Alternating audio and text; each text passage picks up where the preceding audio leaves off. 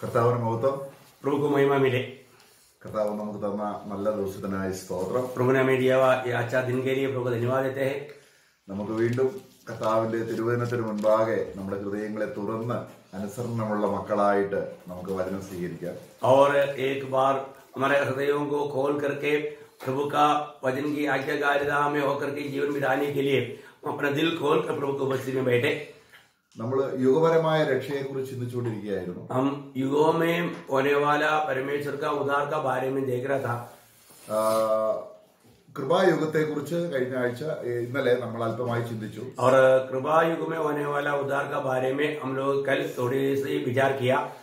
അത് അപ്പോസ്തലപ്രവൃത്തി 2 മുതൽ വെളിപ്പാട് പുസ്തകം 4 അധ്യായം വരെയാണ് ഈ കൃപായുഗം. जब ये कृपा युग हम देखते हैं कि प्रेरितों का हम दूसरा अध्याय से लेकर के प्रकाशित वाक्य 4 अध्याय तक ये कृपा युग के बारे में हम देखते हैं। വെളിപ്പാട് പുസ്തകത്തിൽ 7 വർഷത്തെ പീഡനകാലത്തെ കുറിച്ചും 1000 വർഷത്തെ വാഴ്ചയെ കുറിച്ചും പിന്നെ പുതുവാന ഭൂമിയെ കുറിച്ചും എല്ലാം നമുക്ക് വെളിപ്പാടുകളുണ്ട്. और प्रकाशित वाक्य में हम देखते हैं कि 7 साल का महाक्लेश के दिनों के बारे में, 1000 साल का प्रभु के राज्य के बारे में और अनंत काल का जीवन के बारे में सब हम प्रकाशित वाक्य में देखते हैं। ഏകദേശം 2000 വർഷം, करीब 2000 साल की बात है। നമുക്ക് കർത്താവ് വരുന്നതിന് മുൻപ് ഒരു 400 വർഷം കർത്താവ് ഇടപെടാതെ സംസാരിക്കാതെ പ്രവാചകന്മാർ മുഖാന്തരം ഒന്നും സംസാരിച്ചിരുന്ന ഒരു സൈലന്റ് പീരീഡ് ഉണ്ടായിരുന്നു. 400 വർഷം. जब पुराने नियम में मलाकी के बाद में प्रभु के आगमन से बीच में करीब 400 साल ऐसा एक समय था जबकि प्रभु भविष्यवक्ताओं के द्वारा किसी से बातें नहीं करते थे। മലാക്കി പുസ്തകം 1-ാം അധ്യായത്തിന്റെ 7 മുതൽ 10 വരെയുള്ള വാക്യങ്ങൾ നമ്മൾ വായിക്കുമ്പോൾ ദൈവം കൊടുത്ത യാഗത്തെ നിന്ദിച്ച് അവർ കണ്ണുപൊട്ടുന്നതിനെയും അവരെ മലിന ജന്തുക്കളൊക്കെയും അർപ്പിച്ച് ദൈവത്തെ നിന്ദിച്ച ദൈവത്തിന്റെ മേശയെ നിന്ദിച്ചു. ആ മേശയെ ഉദ്ദേശിക്കുന്നത് യാഗത്തെയാണ്. जब मलाकी की किताब पहला अध्याय का 7 से 10 तक वचनों में हम पढ़ता है तो उन दिनों में जब परमेश्वर की महिमा के लिए दिया हुआ उन बलिदानों के बारे में उन लोगों ने उस भेड़ को इस रीति में लाते थे कि वो लंगड़े थे, अंधे थे, ऐसे जानवरों को लाकर के भेड़ चढ़ाते थे। इस रीति में परमेश्वर की भेड़ को, परमेश्वर की उन बलिदानों को मतलब उन्होंने निंदा किया। ऐसे अवस्था के बारे में हम लोग देखते हैं। നമ്മൾ 1-ാം അധ്യായത്തിന്റെ 7-ാം വാക്യം വായിക്കുമ്പോൾ जब पहला अध्याय का 7 वचन जब हम पढ़ता है, तुम मेरी वेदी पर अशुद्ध भोजन चढ़ाते हो तो अभी तुम पूछते हो हम किस बात में तुझे अशुद्ध ठहराते हैं? इस बात में भी कि तुम कहते हो यहोवा की मेज തുച്ഛ है। യഹോവയുടെ മേശ. ഇപ്പൊ നമ്മൾ പുതിയ നിയമത്തിൽ കർത്താവിന്റെ മേശ എന്ന് പറയുമ്പോൾ കർത്തൃമേശ അല്ലെങ്കിൽ അപ്പവീഞ്ഞുകൾ വെച്ചുള്ള ഒരു മേശയെ കുറിച്ചാണ് നമുക്ക് ബോധ്യം വരുന്നത്. जब हम नया नियम में देखता है तो प्रभु का मेष बोलेगा तो प्रभु का मृत्यु को यादाइश में दिया हुआ रोटी और दाखरस रख करके वो मेष को हम याद करता है या उसको स्मरण आता है। അപ്പൊ അതിന്റെ പിന്നിൽ ഒരു യാഗമുണ്ട്. अब उसके पीछे भी एक बलिदान है. ഈ മേശ എന്ന് പറയുന്നത് ക്രിസ്തുവിന്റെ യാഗത്തെയാണ്. और ये जो मेष जो कहता है वो प्रभु यीशु मसीह की बलिदान को दिखाता है. അപ്പോൾ ഇവിടെ പഴയ നിയമത്തിൽ നമ്മൾ മേശ എന്ന് പറയുമ്പോൾ യാഗത്തെയാണ് ഉദ്ദേശിക്കുന്നത്. और पुराने नियम में भी मेष कहता है तो वो बलि को दिखाता है. അപ്പൊ ഏകദേശം ഒരു 400 കൊല്ലം കർത്താവ് അവരോട് സംസാരിച്ചില്ല. और करीब 400 साल प्रभु ने इसराइल लोगों से बातें नहीं किया. പിന്നെ കർത്താവ് ജനിക്കുന്നു. BC 4 കർത്താവ് ജനിക്കുന്നു. इसके बाद में करीब 20 से 4 शताब्दी में प्रभु यीशु मसीह का जन्म होता है. AD 30 കർത്താവ് മരിക്കുന്നു. और जब AD 30 में प्रभु का मृत्यु होता है. അപ്പൊ ആ 430 വർഷം കൂടെ ചേർന്ന് ഒരു 430 വർഷം സഭ എന്നുള്ള കാലയളവ് ഉളവാകുന്നുമുണ്ട്. अभी जब उस 400 साल और प्रभु यीशु मसीह का जिंदगी का करीब 30 साल ये सब मिला करके 430 साल जब ये मंडली के बारे में लोग अनजान नहीं. ഇത് ഇസ്രായേൽ സഭ ഉളവാകുന്നതിന് ഒരു സാദൃശ്യമായിട്ട് നമുക്ക് പഴയ നിയമത്തിൽ കാണാം. അവർ 430 വർഷം അവര് മിസ്രയീമിൽ അടിമകൾ അവര് തിരിച്ചു വരുന്നു കഴിഞ്ഞാണ് ഇസ്രായേൽ എന്ന് പറയുന്ന ഒരു സമാധാന കൂടാരം ഇസ്രായേലിനെ കിട്ടുന്നത്. ये इसराइल के बारे में और इसराइल मंडली की एक छाया में है. और हम जानते हैं कि इसराइल मिस्रयीम में 430 साल तकरीबन गुलामी में थे. उसके बाद में उस गुलामी से वो लोग निकला. അപ്പോൾ കർത്താവിന്റെ 30 വർഷം ജീവിച്ച് മരിച്ച് അടക്കപ്പെട്ട് ഉയരത്തിൽ പോയി പരിശുദ്ധാത്മാവിനെ അയച്ച് അപ്പോസ്തലപ്രവൃത്തി 2-ാം അധ്യായത്തിൽ പരിശുദ്ധാത്മാവ് വന്നപ്പോഴാണ് സഭ രൂപീകരിക്കപ്പെടുന്നത്. इसके बाद में प्रभु यीशु मसीह का जन्म हुआ. करीब 30 साल का उम्र के बाद में 3.5 साल का प्रभु का सेवकाई रहा. इसके बाद में प्रभु यीशु मसीह मर गया, स्वर्गारोहण किया पवित्र आत्मा को भेजा। पवित्र आत्मा आने के बाद में मंडली पेंतकोस्त के दिन में आरंभ हुआ। അതിന് എത്ര നാളുണ്ട്? अभी वो कब तक है? നമ്മളത് വായിച്ചു. നമ്മളത് ഏകദേശം 2000 വർഷമാണ്. പക്ഷെങ്കിൽ സഭയുടെ പുനരുത്ഥാനം വരെ അല്ലെങ്കിൽ സഭ റാപ്ചർ ആകുന്നത് വരെ ആണ് ആ കാലഘട്ടം. अभी ये समय कब तक रहेगा? जब तक मंडली उड़ा ले जाता तब तक ये समय या ये कृपायुग रहेगा। അപ്പോൾ അതിനെക്കുറിച്ച് നമുക്ക് അനേക അടയാളങ്ങൾ കർത്താവിന്റെ വരവിനെ കുറിച്ച് ഉണ്ടെങ്കിലും സഭ പുനരുദ്ധാനം പ്രാപിച്ച് അല്ലെങ്കിൽ സഭ എടുക്കപ്പെടുന്നത് വളരെ മാർമികമായി വചനത്തിൽ രേഖപ്പെടുത്തിയിരിക്കുന്നു. इस मंडली यहाँ से उड़ा ले जाने वाला बात एक वेद के रूप में प्रभु का वचन में लिखा हुआ है. നമുക്ക് റോമലേഖനം 11 അധ്യായത്തിൽ നമ്മള് ദൈവത്തിന്റെ ദാസൻ നമുക്ക് പ്രത്യേകിച്ച് ഒരു ഓർമ്മ തരുന്നുണ്ട്. 11:25 വാക്യത്തിൽ സഭ പുനരുദ്ധാനം ചെയ്യുന്നതിന്റെ ആ കാലഘട്ടം അവിടെ പറയുന്നുണ്ട്. അത് എന്താണ് എന്നുള്ളത്. जब रोमियो का पत्र 11 अध्याय का 25 वचन में हम देखते हैं कि मंडली उड़ा ले जाने वाला उस बारे में एक चेतावनी या एक निशाना हमको चेतावनी के लिए वहां पर लिखा हुआ है. അപ്പൊ അവിടെ ഒരു രഹസ്യം എന്ന് പറയും, മർമ്മം. അപ്പൊ അതിന്റെ മർമ്മം എന്ന് പറയുമ്പോൾ ഇതിനു മുമ്പ് അത് വെളിപ്പെട്ടിട്ടില്ല. हमारा वहां पर भेद करके लिखा है, वो गुप्त बात करके हमारा बताता है, तो इससे पहले वो बात प्रकट नहीं था. അപ്പൊ അവിടെ വായിക്കുന്നത് എങ്ങനെയാണ്? വായിച്ചോട്ടെ. अभी उस वचन को पढ़ेंगे. हे भाइयों, कहीं ऐसा न हो कि तुम अपने आप को बुद्धिमान समझ लो. इसलिए मैं नहीं चाहता कि तुम इस भेद से अनजान रहो कि जब तक अन्य जातियां पूरी रीति से प्रवेश न कर ले तब तक इस्राएल का एक भाग ऐसा ही कठोर रहेगा. അപ്പോൾ ജാതികളിൽ അവസാനമായിട്ട് രക്ഷിക്കപ്പെട്ടു. നമുക്കറിയാമല്ലോ, യഹൂദനും ജാതിയും കൂടെ ചേർന്നതാണ് ഈ സഭ. हम जानते हैं कि मंडली कहेगा तो यहूदी और जातियों से उधार पाकर के आया हुआ एक झुंड है मंडली. അപ്പൊ ജാതികളിൽ നിന്ന് രക്ഷിക്കപ്പെട്ട് അവസാനത്തെ വ്യക്തി സഭയോട് ചേർക്കപ്പെടുമ്പോഴാണ് ഈ സഭാ കാലയളവ് തീരുന്നത്. जब जातियों से भी जो प्रभु का नियुक्ति के अनुसार का जो व्यक्ति उधार पाकर के मंडली में मिल जाएगा, तब ये मंडली युग खत्म हो जाएगा. അതുവരെ ഇസ്രായേലിന് രക്ഷയില്ല.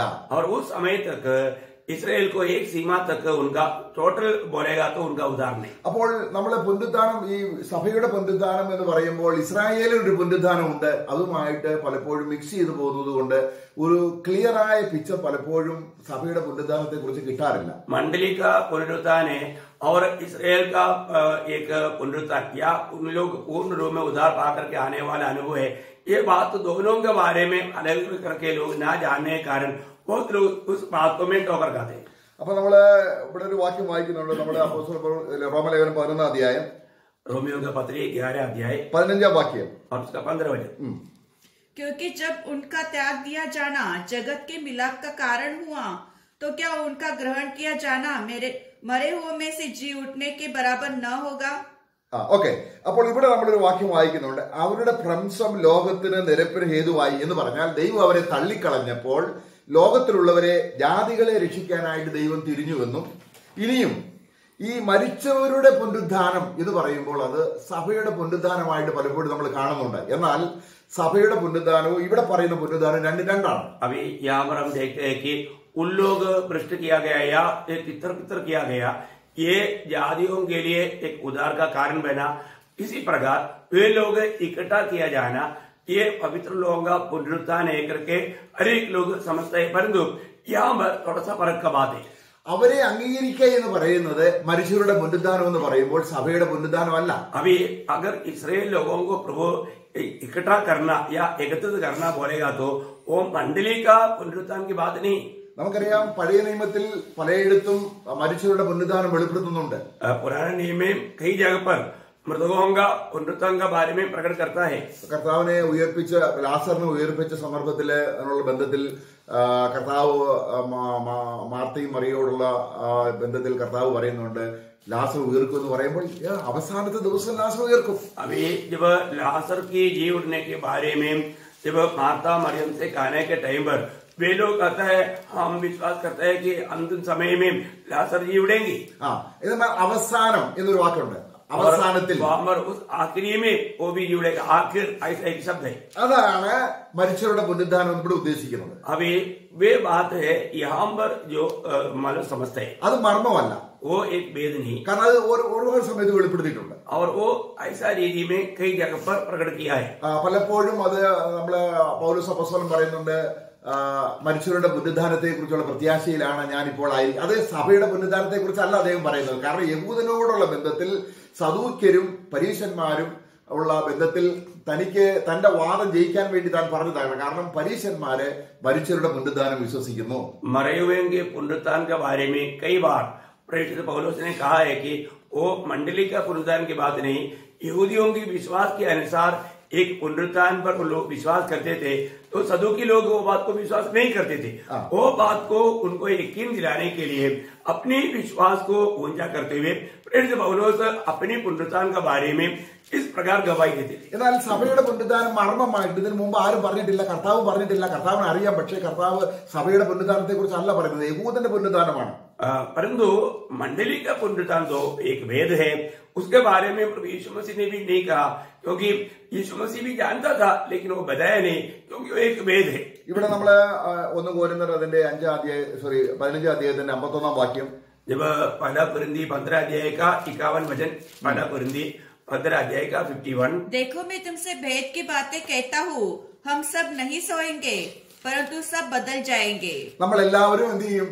രൂപാന്തരപ്പെടും. हम सब लोग रूपांतर हो जाएगा या बदल जाएगा। അപ്പൊ നമ്മുടെ രൂപാന്തരവും അല്ലെങ്കിൽ ഒരു യഹൂദൻ ഉയർക്കുന്നതും തമ്മിൽ വളരെ വ്യത്യാസമാണ്. हमारा बदलना और यहूदियों का उस रूपांतर या बदलना, उसका बारे में बहुत फर्क है। അപ്പൊ നമുക്ക് ഇതിന്റെ വ്യത്യാസം അറിയണമെങ്കിൽ യഹൂദന്റെ ഉയർപ്പ് എങ്ങനെയാണെന്നുള്ളത് അറിഞ്ഞെങ്കിലേ നമ്മുടെ ഉയർപ്പിന്റെ വിശേഷത നമുക്കറിയാൻ കഴിയുള്ളൂ. जब इसका बारे में अगर हमें अधिक गहराई से जानना है तो यहूदियों का उस हमारा पुनरुत्थान वो कैसा है ये जानेगा, तभी हम अपने पुनरुत्थान के बारे में समझ पाएगा। അപ്പൊ ആദ്യം നമുക്ക് യഹൂദന്റെ പുനരുദ്ധാനം നോക്കാം. पहले हम यहूदियों का पुनरुत्थान के बारे में हम देखेंगे। നമുക്ക് എസെക്കിയേൽ പ്രവചനം एसेकियेल नबी की किताब അതിന്റെ 36 അധ്യായം, उसका 36 अध्याय, അതിന്റെ 25 മുതലുള്ള വാക്യങ്ങൾ വായിക്കുമ്പോൾ उसका 25 से 27 तक जब हम पढ़ता है, मैं तुम पर शुद्ध जल छिड़काऊंगा और तुम शुद्ध हो जाओगे और मैं तुमको तुम्हारी सारी अशुद्ध और मूर्तों से शुद्ध करूंगा।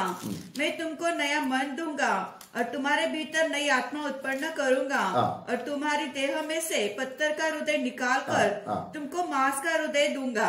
ഇതെപ്പോഴാണ് സംഭവിക്കുന്നത്? ये कब ये संभव होगा? ഇത് സഭയോടുള്ള ബന്ധത്തിൽ പൂർത്തിയായ ഒരു കാര്യമാണ്. ये मंडली के संबंध में पूरा हुआ एक बात है, എന്നാൽ ഇത് ഇസ്രായേലിനോടുള്ള ബന്ധത്തിൽ ഇതുവരെ സംഭവിച്ചില്ല. परंतु इसराइल के संबंध में ये बात अभी तक नहीं हुआ। അപ്പോൾ കർത്താവ് നമുക്ക് വരിക, കർത്താവ് സഭയെ ചേർക്കാൻ വരുമ്പോൾ മരിച്ചുപോയ വിശുദ്ധന്മാരുമുണ്ട്, ജീവിച്ചിരിക്കുന്ന വിശുദ്ധന്മാരുമുണ്ട്. जब प्रभु यीशु मसीह मंडली को लेने के लिए जब आएगा, उस समय में मर गया हुआ प्रभु के लोग, मतलब प्रभु में सोया हुआ लोग भी है और जो जीवित है वो लोग भी है।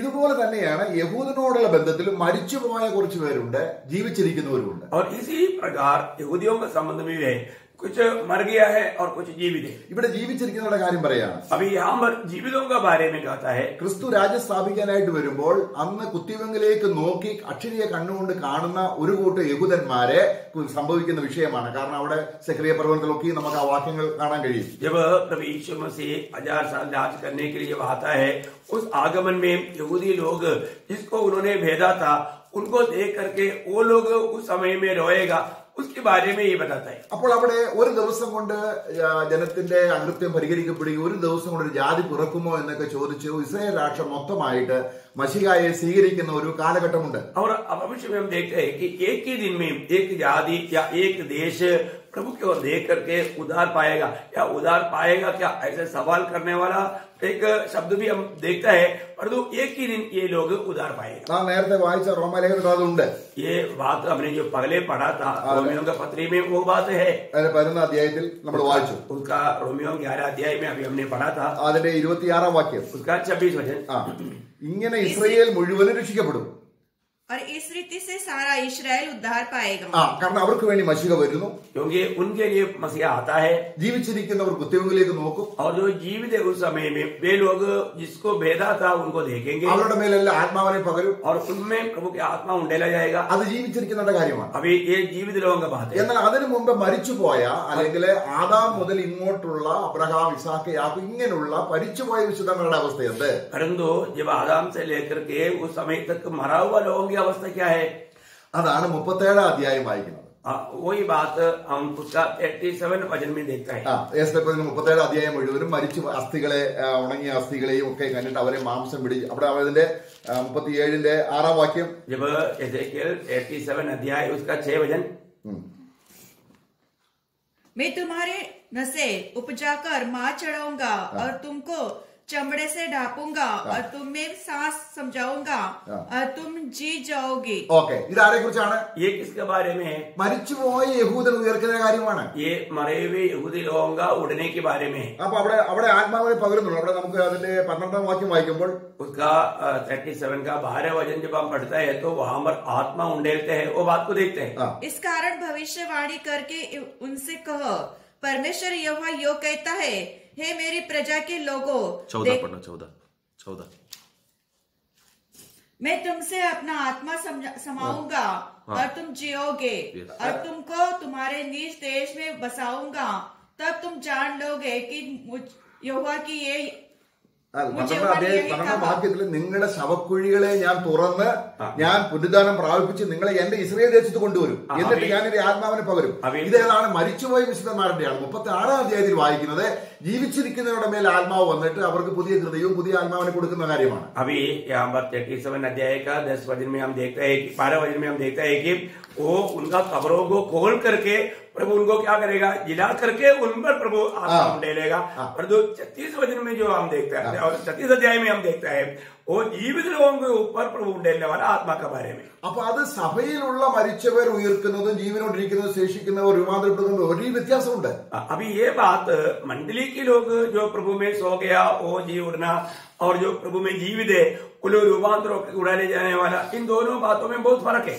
നമ്മളെന്ന് പറയുന്നത് സഭ പുനരുദ്ധാനം പ്രാപിച്ച് സ്വർഗത്തിലെ മധ്യാകാശത്തിലേക്ക് പോവുകയാണ്. अभी हम लोग जो प्रभु के आगमन में जो प्रभु में सो गया और जो जीवित है वो रूपांतर होकर के वो प्रभु के साथ बादलों में उड़ा लिया जाता है. അവരങ്ങനല്ല. परंतु उनकी बात ऐसे नहीं, അന്ത്യസമയത്ത് वो आखिरी समय में. നമുക്ക് യോബിന്റെ പുസ്തകത്തിൽ ഒന്ന് വായിക്കാം. योग का किताब से हम एक वचन पढ़ेंगे. നമ്മള് യോബിന്റെ പുസ്തകത്തിൽ നമ്മളത് വായിക്കുന്നുണ്ട്. योग का किताब में हम ऐसे पढ़ता है. അവിടെ അപ്പൊ നമ്മള് ഈ പുതിയ നിയമത്തിൽ 1,44,000 പേരെ കുറിച്ച് പറയുമ്പോൾ അവരാണ് സഭയിലുള്ളവരെന്ന് നമ്മൾ ചിന്തിക്കുന്നുണ്ട്. कई बार हम लोग 1,44,000 का बारे में जब हम पढ़ता है तो वे लोग जो मंडली में है करके लोग समझते हैं. നമ്മളത് എന്നാൽ അത് സഭയിലുള്ളവർ യഹൂദന്മാരുടെ കൂട്ടത്തിലുള്ളവരാണ്. परंतु वो जो संख्या जो है वो यहूदियों का बीच में से है.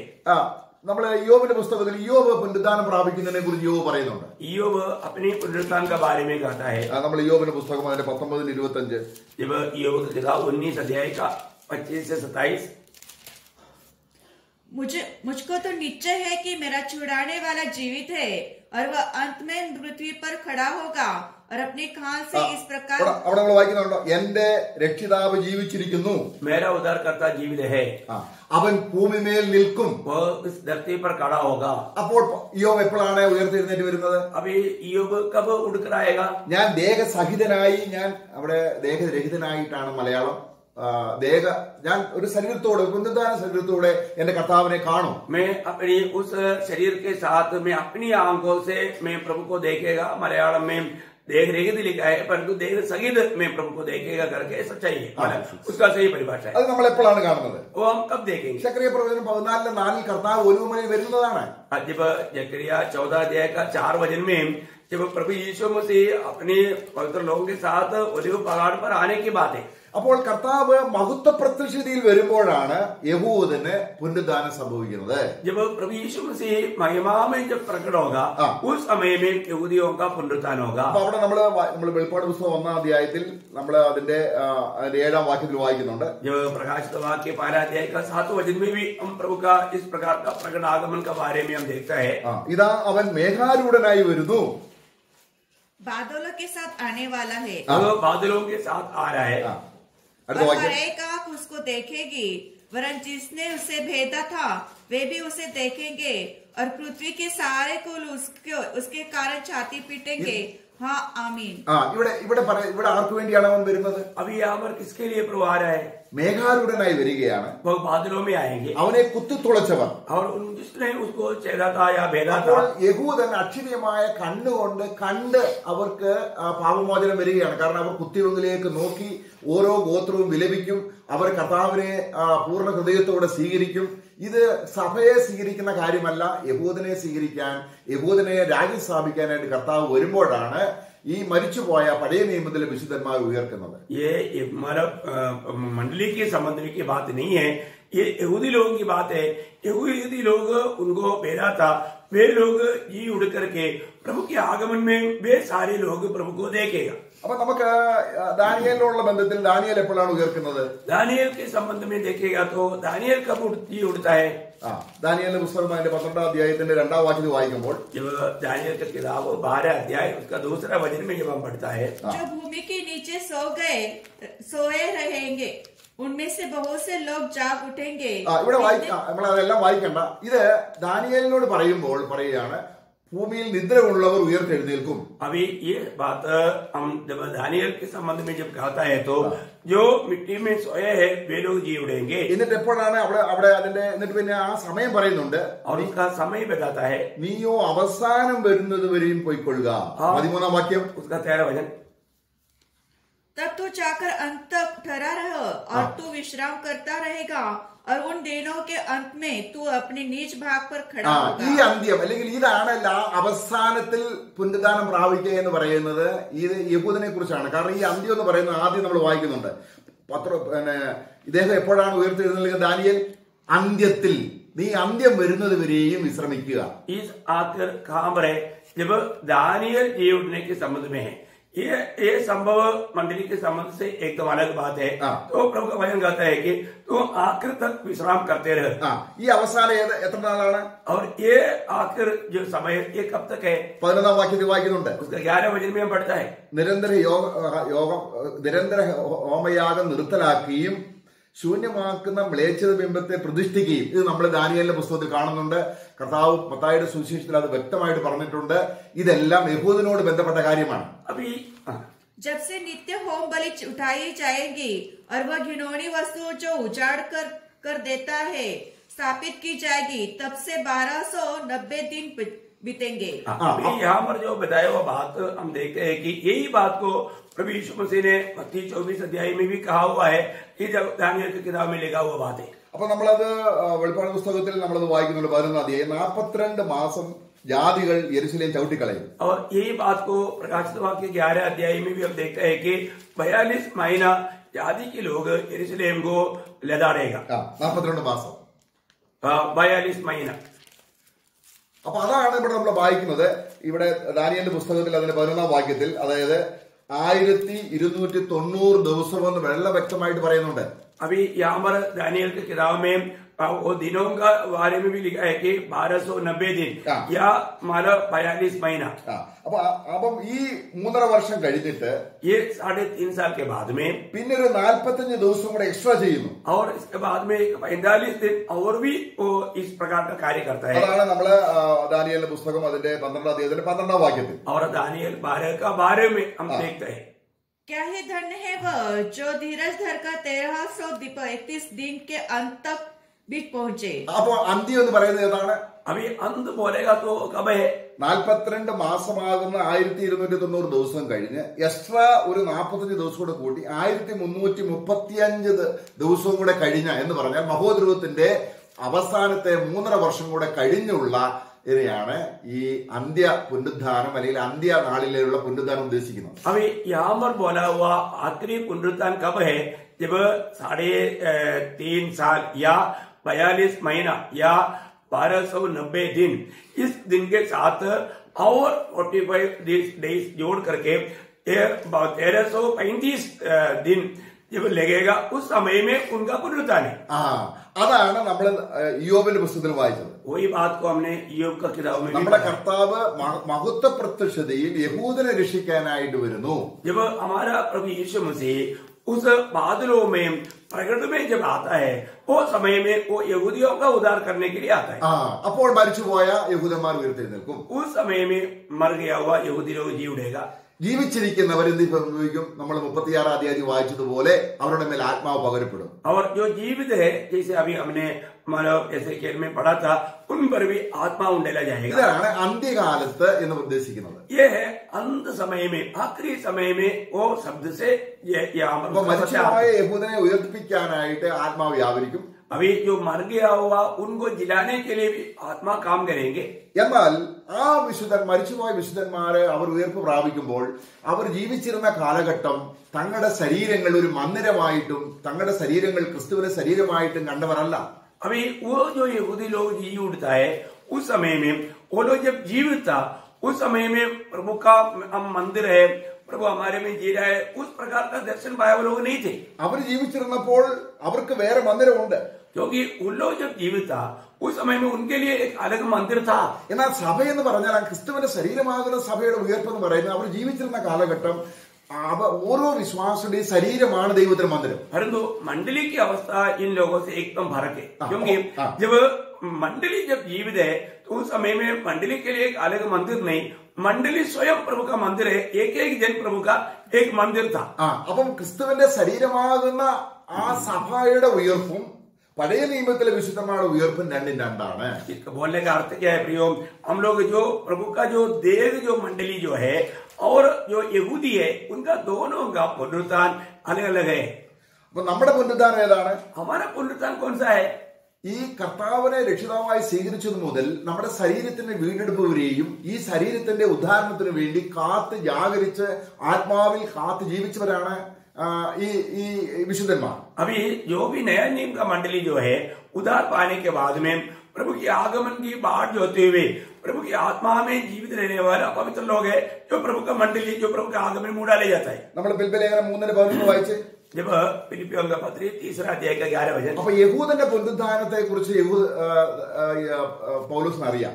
अभी यहूदियों का पुनरुत्थान के बारे में पौलुस अच्छा जानता है സഭയുടെ പുനരുദ്ധാനത്തെ കുറിച്ചും അറിയാം. और मंडली के पुनरुत्थान के बारे में वो जानता है. ഇവിടെ പറയുകയാണ് ഞാൻ മരിച്ചവരിടയിൽ നിന്നുള്ള പുനരുദ്ധാനം ഒരു വിശേഷ റിസറക്ഷൻ എന്നാണ് പറയുന്നത്. കാരണം യഹൂദനായവന്റെ പുനരുദ്ധാനത്തെക്കാൾ വിശേഷമായ സഭയുടെ പുനരുദ്ധാനത്തെ കുറിച്ചാണ് അദ്ദേഹം അവിടെ പറയുന്നത്. अभी यहाँ पर वो जो मृतकों का पुनरुत्थान में मुझे भी भाग लेना है करके जो बताता है वो यहूदियों का पुनरुत्थान से बेहतर है.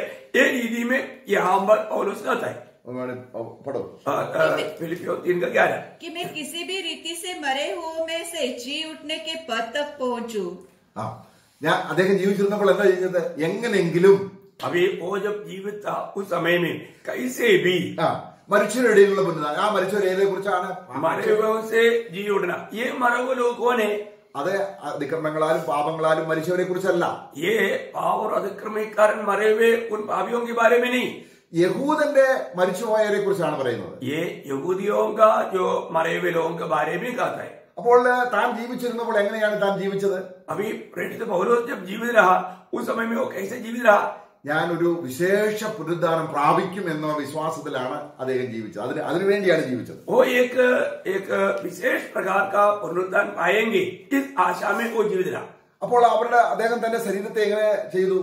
इसलिए पौलुस ने अपने जीवन में अपने शरीर को किस प्रकार संभाला? അപ്പൊ അതിനെ കുറിച്ചാണ് നമ്മള് 1 കൊരിന്ത്യർ 15 അധ്യായത്തിൽ നമ്മൾ വായിക്കുന്നത്. अभी उसके संबंध में हम 1 कोरिन्थी 15 अध्याय में जो पढ़ता है ഒരു വിശ്വാസി തന്റെ ശരീരത്തെ എത്രമാത്രം ജാഗ്രതയോടെ സൂക്ഷിക്കണം എന്നുള്ള ഒരു സൂചനയാണ് അവിടെ കൊടുക്കുന്നത്. वहां पर एक विश्वासी जन कितना अपने आप को संभाल करके जीवन बिताना चाहिए, अपने शरीर को कैसा संभालना चाहिए उसके बारे में एक विवरण हम देखते हैं. ഇവിടെ സഭയുടെ പുനരുദ്ധാനത്തെ കുറിച്ച് മർമ്മമായിട്ട് പറയുമ്പോൾ അവിടെ അതിന്റെ 15 അധ്യായത്തിന്റെ 35 വാക്യത്തിൽ പറയുകയാണ്. अभी उसका 15 अध्याय का 35 वचन में सिर्फ मंडली के पुनरुत्थान के बारे में इस रीति में कहता है. अब कोई यह कहेगा मुर्दे किस रीति से जी उठते हैं और कैसे देह के साथ आते हैं.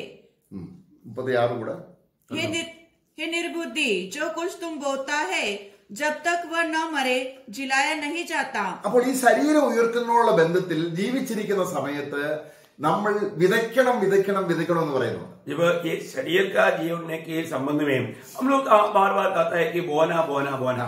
എന്താ ഇതിന്റെ അർത്ഥം? इसका अर्थ क्या है? പൗലോസ് അങ്ങനെയാണ് ജീവിച്ചത്.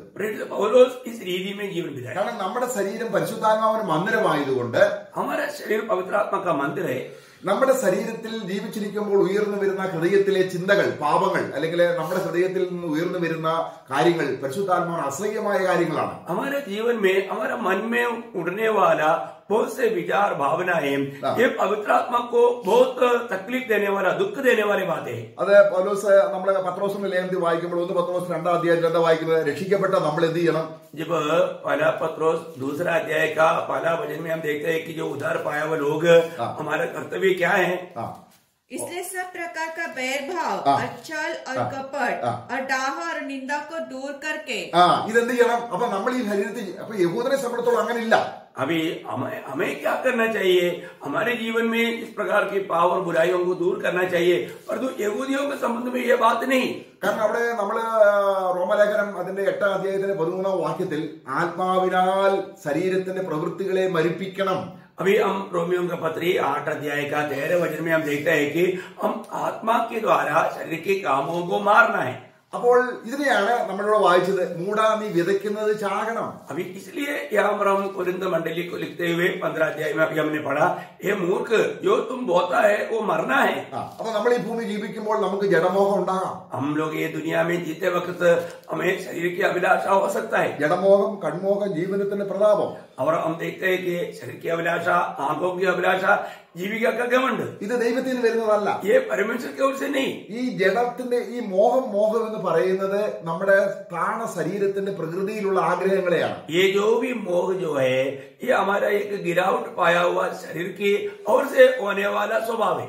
ഇതിനെ നമ്മൾ പൊങ്ങി വരുമ്പോൾ, ये जब हमारे शरीर में या हमारे जीवन में जब प्रकट होता है, ഉടനെ ക്രൂശിൽ അതിന്റെ സ്ഥാനം കണ്ടില്ല എങ്കിൽ നമ്മുടെ ശരീരം ഒരു വിശേഷ പുനരുദ്ധാനത്തിന് യോഗ്യമാകുന്നില്ല. अगर हम क्रूस में प्रभु ने जो हमारे लिए इस पापों के लिए किया हुआ कामों को अगर हम ना देखेगा तो उस उत्तम पुनरुत्थान का भाग हम नहीं ले सकेंगे। ഒരു യഹൂദനെ സംബന്ധിച്ചോളം അവർ മരിച്ചവരിൽ നിന്ന് ഉയർത്തെഴുന്നേൽക്കുമ്പോൾ അവരുടെ ശരീരം എല്ലാം ഒരുപോലെ ഇരിക്കും. जब यहूदी के संबंध में जब वो मृतकों से जी उठेगा तो उनका सभी का शरीर एक बराबर रहेगा. എന്ന് പറഞ്ഞാൽ इसका मतलब ഭാവവ്യത്യാസമില്ല. उनमें कोई फर्क नहीं. എന്നാൽ വിശ്വാസിയുടെ അങ്ങനെയല്ല. परंतु विश्वासियों की जीवन ऐसे नहीं. നമ്മളിവിടെ വായിക്കുക 1 അധ്യായത്തിൽ പൗലോസ് മരിച്ചവരുടെ പുനരുദ്ധാനത്തെ കുറിച്ച് പറയുമ്പോൾ അതിലെ 31 വാക്യം, पहला कुरिन्थी 15 अध्याय का 31 वचन में जब मरयों का पुनरुत्थान के बारे में कहने के समय में पौलुस अपने जीवन के बारे में एक अच्छा गवाही ऐसे भाव देता है. ഓരോ വിത്തിന് അല്ലെങ്കിൽ ഓരോ വിശ്വാസിയുടെയും ശരീരത്തിനെ ഒരു വിത്തെന്നാ പറയുന്നത്. अभी एक एक विश्वासी का शरीर को एक एक बीज करके कहा है. ഓരോ വിത്തിനും एक एक बीज को ഓരോ ശരീരം, एक एक शरीर, उसका 38. परंतु परमेश्वर अपनी इच्छा के अनुसार उनको देह देता है और हर एक बीज को उसकी विशेष देह. അതായത് യഹൂദൻ അങ്ങനെയില്ല. परंतु यहूदियों के लिए ऐसा नहीं. കാരണം അവർ, നമ്മളിവിടെ എത്രത്തോളം എന്റെ ശരീരം ദൈവത്തിന്റെ ആത്മാവിനാൽ വസിക്കപ്പെടേണ്ടതാണെന്നും അതിലെ മോഹങ്ങൾക്ക് വേണ്ടിയല്ല ഞാൻ ജീവിക്കുന്നതെന്നും ദൈവത്തിന്റെ ഇഷ്ടത്തിനാണ് ജീവിക്കുന്നതെന്നും കണ്ടിട്ട് നമ്മുടെ ശരീരത്തെ മരണത്തിൽ വരുന്ന ജഡമോഹങ്ങളെ മരണത്തിന് ഏൽപ്പിച്ചു കൊടുക്കണം. अभी हमारे जीवन में, मंडलीय जीवन में प्रवेश किया हुआ एक पवित्र लोग हमारे शरीर में उत्पन्न होने वाला मोहों को आत्मा का अधीन करते हुए उसको हमें मृत्यु के लिए सौंपना है. എന്നാൽ യഹൂദനെ സംബന്ധിച്ചിടത്തോളം അവരുടെ ശരീരത്തെ ഇങ്ങനെ പവിത്രമായി കണ്ടല്ല. കാരണം അവർ ആലയം അവർക്ക് വെളിയിലാണ്. क्योंकि यहूदियों के संबंध में देखेगा तो इस प्रकार का एक पवित्र शरीर की भावना उनके अंदर नहीं, क्योंकि उनके लिए अंदर जो है वो बाहर है. അവർക്ക് പിന്നെയും ഭൂമി ജീവിക്കത്തക്ക രീതിയിലാണ് കാര്യങ്ങൾ. क्योंकि उनको वापस उनको ये दुनिया में कैसा प्रभु का महिमा करके जीना है, उस प्रकार का उनके लिए प्रबंध है. അവർ സ്വർഗത്തിൽ പോകുന്നില്ല. वे लोग स्वर्ग में नहीं जाता. നമ്മളെന്ന് പറഞ്ഞാൽ मंडली जो है, യേശുവിന്റെ ശരീരം എങ്ങനെയാണോ അങ്ങനെയാണ് നമ്മുടെ ശരീരം. क्योंकि हम प्रभु यीशु मसीह की शरीर जैसा है वैसा हमारा शरीर है. അതാണ് സഭയെ ക്രിസ്തുവിന്റെ ശരീരം എന്ന് വിളിക്കുന്നത്. इसलिए मंडली को प्रभु का शरीर कहा जाता है. നമുക്ക് ഇവിടെ ഇവിടെ നമ്മുടെ വിശുദ്ധന്മാരുടെ പുനരുദ്ധാനത്തെ കുറിച്ച് നമ്മൾ വായിക്കുമ്പോൾ അതിന്റെ 15-20 മുതൽ വായിക്കുമ്പോൾ, जब पवित्र लोगों का पुनरुत्थान के बारे में जब हम उसी पहला कुरिन्थी 15 अध्याय का 20 वचन से जब हम देखता है, परंतु सचमुच मसीह मुर्दों में से जी उठता है और जो सो गए हैं उनमें वह पहला फल हुआ. ഇത് ഏതാണ്? ഇത് പഴയ നിയമത്തിലെ വിശുദ്ധന്മാരുടെ ആദ്യഫലമായിട്ടല്ല. ये किसका है? ये पुराना नियम के लोगों का उस फल का बारे में नहीं. ഇത് സഭയുടെ, ഇവിടെ നമ്മൾ വായിക്കുക അതിന്റെ 23 വാക്യം, उसका 23 वचन. ഓരോരുത്തരും ഇവിടെ ഒരു വാക്യം പറഞ്ഞിട്ടുണ്ട്. ഓരോരുത്തരും यहाँ पर एक एक जन का बारे में वहां पर लिखा है. परंतु हर एक अपनी अपनी बारी से നമ്മൾ ഓരോരുത്തരുടെ നിരയിലാണ്. हम सभी लोग अपनी अपनी बारी से है. എങ്ങനെ ഈ നിര വരുന്നു? ये बारी कैसे आता है? ചില ക്രിസ്തുവിനോട് അടുത്തായിരിക്കും. कई लोग मसीह के एकदम निकट रहेगा, കാരണം ഭൂമിയിൽ ജീവിച്ചിരുന്നപ്പോൾ തങ്ങളുടെ ശരീരങ്ങളെ ആലയമായി കണ്ട് അതിന്റെ മോഹങ്ങൾക്കനുസരിച്ച് ജീവിക്കാതെ അതിനെ മരിപ്പിച്ച് ആത്മാവിൽ മരിപ്പിച്ച് ക്രിസ്തുവിന്റെ ശരീരം എന്നതുപോലെ ആത്മാവിന്റെ നിവാസമായി ശരീരത്തെ കാത്തു സൂക്ഷിച്ച വിശുദ്ധന്മാരുടെ പുനരുദ്ധാനം അതിശ്രേഷ്ഠമായ പുനരുദ്ധാനം. अभी हम देखते हैं कि दुनिया में जीवन बिताते वक्त मैं प्रभु का मंदिर है, मेरे शरीर में प्रभु की आत्मा रहता है, ये बात को जान करके अपने आप को हर एक मलिनता से दूर होकर के तो पवित्र जीवन बिताया, उनके पुनरुत्थान जो है वो एक उत्तम पुनरुत्थान रहेगा. കൊലോസ്യ ലേഖനം നമ്മൾ വായിക്കാം. जब पड़ोसियों का पत्री को हम पढ़ेंगे, നമ്മള് മരിച്ചിട്ട് ഉയർത്തെഴുന്നേൽക്കുന്ന കാര്യമൊക്കെ പറഞ്ഞിട്ടാണ് പിന്നെ പറയുന്നത്. അതുകൊണ്ട് ആകയാൽ 3:5 വാക്യം, हम मृतकों से जी उठने के बारे में कहने के बाद में यहाँ पर पड़ोसियों 3 अध्याय का 5 वचन में हम जब देखता है, इसलिए अपने उन अंगों को मार डालो जो पृथ्वी पर है, अर्थात व्यभिचार, अशुद्धता, दुष्कामना, बुरी लालसा. അപ്പൊ നമ്മുടെ ശരീരം ഈ ഭൂമി ജീവിച്ചിരിക്കുമ്പോൾ തന്നെ ഭൂമിയോട് ബന്ധപ്പെടുത്തി അല്ല നമ്മൾ കാണേണ്ടത്. इसका मतलब जो मंडली के जो लोग हैं, ये दुनिया में जीवन बिताने के समय में ये दुनिया के संबंध में हमें अपने आप को नहीं देखना. ഇന്നലെ യഹൂദൻ എങ്ങനെയാണ്? परंतु यहूदी लोग कैसा है?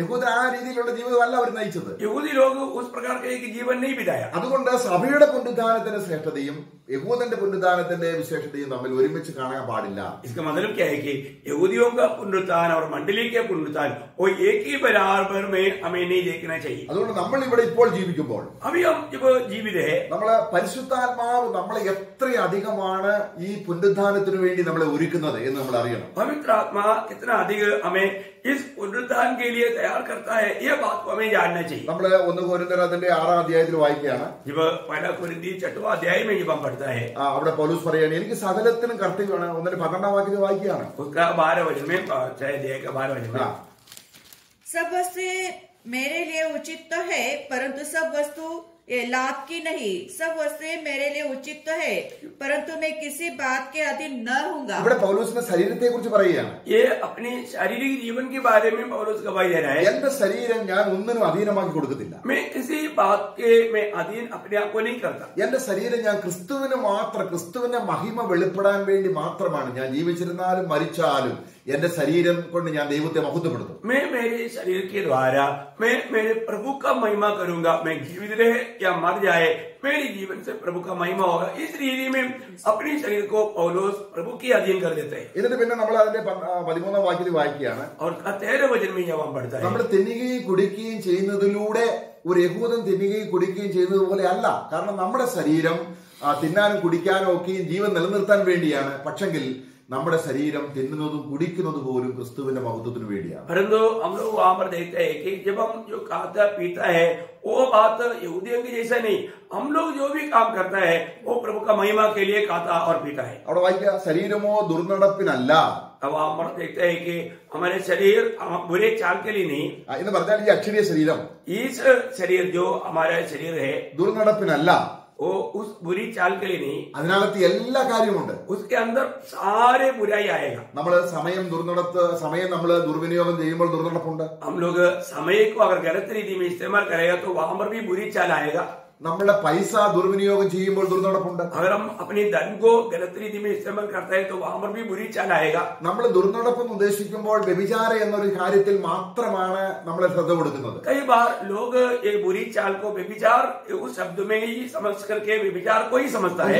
അവൻ സമയം ഇഷ്ടം പോലെ തന്റെ ഇഷ്ടത്തിന് വേണ്ടി ഉപയോഗിച്ചു കഴിഞ്ഞിട്ട്, തന്റേതായ പൈസ ഇഷ്ടം പോലെ ഉപയോഗിച്ചു കഴിഞ്ഞിട്ട് ഞാൻ വ്യഭിചരിക്കുന്നില്ല എന്ന് പറയുന്നെങ്കിൽ അവനൊരു വഞ്ചനയിൽപ്പെട്ടിരിക്കുകയാണ്. अभी अगर एक व्यक्ति उसको मिला हुआ समय को अपनी मनमानी में बिताया और अपने पैसा को अपने मनमानी में उड़ाया और वो ये नहीं जानता है कि मैं व्यभिचारी नहीं है, तो उसका मतलब क्या है कि वो गलत समझ में है.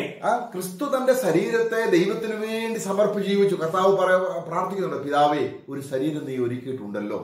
अभी यीशु मसीह जब ये दुनिया में था अपने शरीर को पिता का इच्छा के लिए समर्पित करके जीवन बिताया, क्योंकि प्रभु ने खुद कहा, हे पिता आपने मेरे लिए एक शरीर तैयार किया है. ഇതേ അർത്ഥത്തിലാണ് ഒരു വിശ്വാസി കാണേണ്ടത്. इसी अर्थ में एक विश्वासी अपने जीवन को जानना चाहिए. നമുക്ക് വിശേഷ തരത്തിലൊരു പുനരുദ്ധാനം വേണം. अगर हमें उस उत्तम पुनरुत्थान की जरूरत है, ഈ കാര്യം നമ്മൾ വളരെയധികം ശ്രദ്ധിക്കണം. इन बातों में हमें बहुत ध्यान देना चाहिए. എന്നിട്ട് പറയുകയാണ്, അടുത്ത വാക്യം നമ്മൾ വായിക്കുകയാണ്. और आगे वचनों में जब पढ़ता है, കർത്താവ് ശരീരമോ ദുർനടപ്പിനല്ല, കർത്താവ് ശരീരത്തിനുമാണ്. अभी हमारा शरीर अपना पूरे चाल के लिए नहीं परंतु प्रभु के लिए. ഇവിടെ നമ്മള് ക്രിസ്തുവിന്റെ സഭ എന്നുള്ള ശരീരമാകുന്ന സഭ എന്നുള്ള അർത്ഥത്തിലല്ല. अभी जो शरीर प्रभु का जो शरीर है उस अर्थ में नहीं. ഓരോ വിശ്വാസിയുടെയും മാംസവും രക്തവും ഇന്ന് നമ്മൾ ജീവിക്കുന്ന ഈ ശരീരം, അക്ഷരീയമായ ശരീരത്തെ കുറിച്ചാണ് പറയുന്നത്. अभी हम लोग हमारा जो ये शरीर है, जो अभी हम शरीर में जीवन बिता रहा है, वो शरीर के ऊपर ध्यान करने वाला बात को बता रहा है. അങ്ങനെയുള്ള വിശ്വാസികളെ ഒരുമിച്ച് ചേർത്താണ് ക്രിസ്തുവിന്റെ ശരീരം പണിയപ്പെടുന്നത്. उस प्रकार जो अपने आप को प्रभु की इच्छा के लिए सौंपा हुआ लोगों को एकत्रित करके मसीह के शरीर को बनाता है. ക്രിസ്തുവിന്റെ ശരീരം എന്ന സഭയാകുന്ന ശരീരത്തെ ബോഡി എന്ന് പറയുന്നുള്ളൂ, ബോഡീസ് എന്ന് പറയുന്നില്ല. जब प्रभु यीशु मसीह की जो शरीर जो मंडली है उसको सिर्फ शरीर कहता है, शरीरों करके नहीं बोलता, बहुवचन में नहीं बोलता. ഇവിടെ അടുത്ത വാക്യം വായിക്കും, 15 വാക്യം. उसका 6 का 15 वचन. क्या तुम नहीं जानते कि तुम्हारी देह मसीह के अंग है? നിങ്ങളുടെ ശരീരങ്ങൾ. अभी यहाँ पर आपका शरीर मतलब बहुवचन में आया हुआ है. എന്റെ മുഴു ശരീരം, मेरा पूर्ण रीति में शरीर ക്രിസ്തുവാകുന്ന ശരീരത്തിന് ഒരു അവയവമാണ്. ഞാൻ മുഴുവനുമായിട്ട് ശരീരമല്ല. प्रभु यीशु मसीह का शरीर का सिर्फ एक अवयव है. मैं सिर्फ प्रभु का पूर्ण रीति का शरीर नहीं. ഒരു വ്യക്തിക്കും ക്രിസ്തുവിനെ പൂർണ്ണമായിട്ട് വെളിപ്പെടുത്താൻ പറ്റത്തില്ല. कोई भी व्यक्ति प्रभु यीशु मसीह को पूर्ण रीति में प्रकट नहीं कर सकता. അപ്പം നമ്മൾ ഓരോരുത്തരും എങ്ങനെ കാണണം? हम सभी लोग अपने आप को कैसे देखना चाहिए? എന്റെ ഉച്ച മുതൽ ഉള്ളങ്കാൽ വരെയുമുള്ള എന്റെ കൈകാലുകൾ, കണ്ണുകൾ, എന്റെ ശരീരാവയവങ്ങൾ മുഴുവനും ക്രിസ്തുവിന് വേണ്ടിയാണെന്നും ക്രിസ്തുവിന്റെ ശരീരത്തിന്റെ ഒരു ഭാഗമാണെന്നും വിശ്വസിക്കണം. हम अनेक लोग इस बात को जानना है कि मेरा सिर से लेकर के पांव तक मेरा सारे भाग प्रभु यीशु मसीह का शरीर का सिर्फ एक भाग है. ये बात को हमें जानना है. അപ്പൊ അങ്ങനെ കാണുമ്പോൾ നമ്മള് തലയെ മുറുകെ പിടിക്കണം. കാരണം ഈ മൊത്തത്തിലുള്ള ശരീരങ്ങൾക്കാണ് ആ മുഴുവൻ സഭയുടെ ശരീരത്തിന് വേണ്ടിയാണ് ക്രിസ്തു തലയായിരിക്കുന്നത്. क्योंकि हम हमारे जैसा सारे लोगों को मिला करके सबके प्रति प्रभु यीशु मसीह उस शरीर का सिर है. എന്നാൽ ഇത് മനസ്സിലാക്കാതെ परंतु ये बात को ना समझ करके ശരീരത്തെ സ്വന്തം ആവശ്യത്തിന് വേണ്ടി ഉപയോഗിക്കുന്ന ആരും നിങ്ങളുടെ ലക്ഷ്യം തെറ്റിക്കരുത്. शरीर को अपनी मनमानी में इस्तेमाल करने वाला कोई भी विद्वान, कोई भी ज्ञानी आपका जो मतलब इनाम है उसको छीन ना ले जाए या आपको धोखा ना दे पाए. നമുക്ക് കൊലോസ്യ ലേഖനം 2-ാം അധ്യായത്തിന്റെ അതിന്റെ 16-ാം വാക്യം വായിക്കാം. 16 മുതലുള്ള വാക്യങ്ങൾ. कोलोसियों 2रा अध्याय उसके 16 वचन से हम पढ़ेंगे. इसलिए खाने पीने या पर्व या चांद या शब्द के विषय में तुम्हारा कोई फैसला न करे, क्योंकि ये सब आने वाली बातों की छाया है, पर मूल वस्तु ये मसीह की है. कोई मनुष्य आत्माहीनता और स्वर्गदूतों की पूजा करके तुम्हें दौड़ के प्रतिफल से वंचित न करे. ऐसा ദേഹം ക്രിസ്തുവിനുള്ളതെന്നുള്ള പദം शरीर मसीह के लिए. എന്നിട്ട് പറയുകയാണ്, और इसके बाद कहता है സ്വന്തം ഇഷ്ടത്തിന് വേണ്ടി താഴ്മയിലും, जो अपनी इच्छा के कारण उस नम्रताई में സ്വന്തം ദർശനത്തിൽ പ്രവേശിക്കുകയും और अपने दर्शन में प्रवेश करके തന്റെ ജഡമനസ്സിൽ अपने शरीर की उस मन में വെറുതെ ചീർക്കുകയും, ഞാൻ ആത്മീയനാണെന്ന് വെറുതെ പറയുകയും, फूल करके अपने आप को आत्मिक समझ करके തലയെ മുറുകെ പിടിക്കാതിരിക്കും. और सिर को थामे नहीं रहता. അതിന്റെ അർത്ഥം, इसका अर्थ क्या है? ഞാൻ ക്രിസ്തുവിന്റെ ശരീരത്തിന്റെ ഭാഗമാണെന്ന് കാണാതെ നമ്മുടെ മുഴു ശരീരത്തെ ഇഷ്ടത്തിന് ഉപയോഗിക്കുമ്പോൾ നമ്മളൊരു റിസറക്ഷൻ, ഒരു വിശേഷ പുനരുദ്ധാനത്തിന്റെ സത്യം മനസ്സിലായിട്ടില്ല. मैं अपने आप को अपने शरीर में अपनी अभिलाषाओं के लिए जीतते हुए अगर मैं प्रभु का शरीर का एक अवयव है, ये बात का अच्छा प्रकाश ना पा करके जीवन बिताएगा तो वो उस उत्तम पुनरुत्थान का भाग नहीं ले पाएगा. നമ്മൾ ഒറ്റയ്ക്കോട് ചേർന്നിരുന്ന് നമ്മൾ കുറെ നേരം പ്രാർത്ഥിച്ച് എന്തെങ്കിലും ഉപവാസം എടുത്ത് ഒരു ആത്മീയതയും പ്രാപിക്കാൻ കഴിയത്തില്ല. കാരണം തലയായവനിൽ നിന്നും ആണ് ആത്മീയമായിട്ടുള്ള എല്ലാ വളർച്ചയും വരുന്നത്. ഞാൻ ആ തലയാകുന്ന ശരീരത്തോട് ചേർക്കപ്പെട്ട ഒരു അവയവമാണെന്നുള്ള വിശ്വാസം വന്നെങ്കിൽ മാത്രമേ. 19-ാം വാക്യം വായിക്കാം. मैं अकेला में रह करके, मैं अपने आप को प्रार्थना करके, मैं अपने आप को बल पा करके, मैं अपने आप को सिद्ध बन करके मैं प्रभु में एक अच्छा पुनरुत्थान पाएंगे, इस प्रकार का विचार करने से उससे कभी भी नहीं हो सकता. हम उसका 16 वचन पढ़ेंगे. 19 वचन पढ़ेंगे.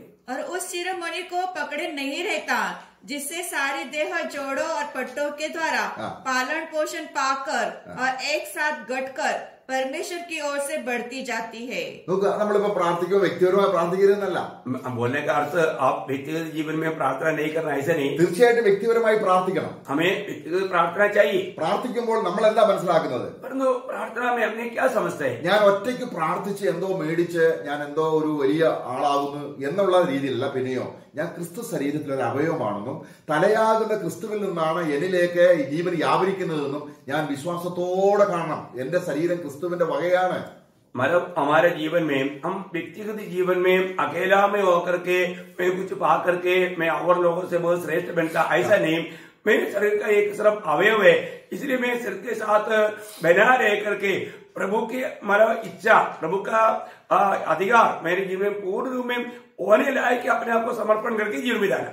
അപ്പൊ ആത്മാവിനാൽ ഞാൻ ക്രിസ്തുവിനോട് ചേർക്കപ്പെട്ടവനാണ്. अभी आत्मा में मैं प्रभु के साथ मेरा जोड़ा हुआ है। ആ ഐക്യത ഒരിക്കലും വിഭജിക്കപ്പെടുന്നില്ല. वो जो मेल जो है वो कभी भी अलग नहीं होता। ഞാൻ വ്യക്തിപരമായ ഒറ്റയ്ക്കല്ല, अभी मैं व्यक्तिगत जीवन में मैं अकेला कभी नहीं, ഞാൻ ക്രിസ്തുവിനോട് ഘടിക്കപ്പെട്ടവനാണ്. क्योंकि मैं मसीह के साथ मेल हुआ या जोड़ा गया है। അപ്പൊ നമ്മള് പ്രാർത്ഥിക്കുമ്പോഴും നമ്മൾ ഏത് വർക്ക് ചെയ്യുമ്പോഴും വ്യക്തിപരമായി അത് ചെയ്യാൻ പാടില്ല. हम जी प्रार्थना करें या कुछ भी काम करें, हम एक अलग होकर के व्यक्तिगत रीति में नहीं करना കാരണം चाहिए। ഇത് എന്റെ ശരീരമാണെന്നുള്ള രീതി ചെയ്യാൻ പാടില്ല. बोलने का अर्थ ये मेरा शरीर है और मैं ही मसीह का शरीर हूँ, मतलब एक अंग है, ऐसा नहीं अपने आप को मैं पूर्ण रूप में अपना शरीर है उस प्रकार कार्य ना करें। ഇങ്ങനെ ചെയ്യുമ്പോൾ നമുക്ക് കിട്ടാൻ പോകുന്നത് എന്താണ്? ഓരോ വിത്തിനും अगर इस रीति में उस प्रकाश में हम करेगा तो एक एक बीज को ഒരു പ്രത്യേക പുനരുത്ഥാനമാണ്. एक विशेष पुनरुत्थान है। അപ്പൊ ഞാൻ എങ്ങനെ പുനരുത്ഥാനം പ്രാപിക്കണമെന്നുള്ളത് നമ്മൾക്ക് തന്നെ നിശ്ചയിക്കാൻ കഴിയും എന്ന് പറഞ്ഞ അർത്ഥം ദൈവം അതിനുള്ള കൃപ തന്നിരിക്കുകയാണ്.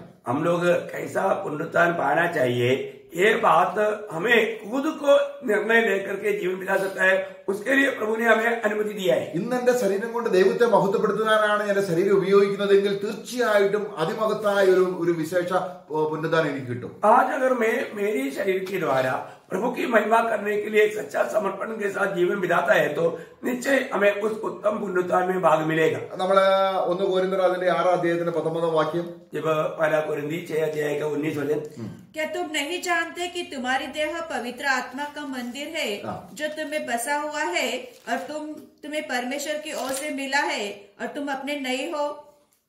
നിങ്ങളത് അറിയുന്നില്ലയോ? क्या तुम नहीं जानते हैं? നമ്മളെ വിലയ്ക്ക് വാങ്ങിയ ശരീരത്തെയാണ് വിലയ്ക്ക് വാങ്ങിയിരിക്കുന്നത്. अभी प्रभु ने हमें या हमारे शरीर को प्रभु ने दाम दे करके मोल लिया है। അത് വെള്ളി പൊന്ന് മുതലായ അഴിഞ്ഞു പോകുന്ന വസ്തുക്കളെ കൊണ്ടല്ല, ये सोना चांदी इस प्रकार का नाशमान वस्तुओं से नहीं, അത് എന്റെ ഹൃദയം അറിയണം.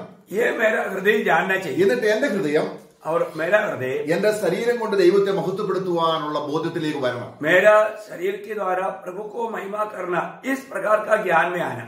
ഇങ്ങനൊരു ബോധമില്ലാതെ നമ്മൾ മരിച്ചു, കർത്താവ് കാഹളം ധരിക്കും, ഉയർക്കും, തീർച്ചയായിട്ടും ഏത് വിശ്വാസിയും ഉയർക്കും. इस प्रकार का ज्ञान ना रखते हुए हम लोग प्रभु यीशु मसीह आएगा, ललकार होगा, मैं जी उड़ेगा, जरूर जी उड़ेगा।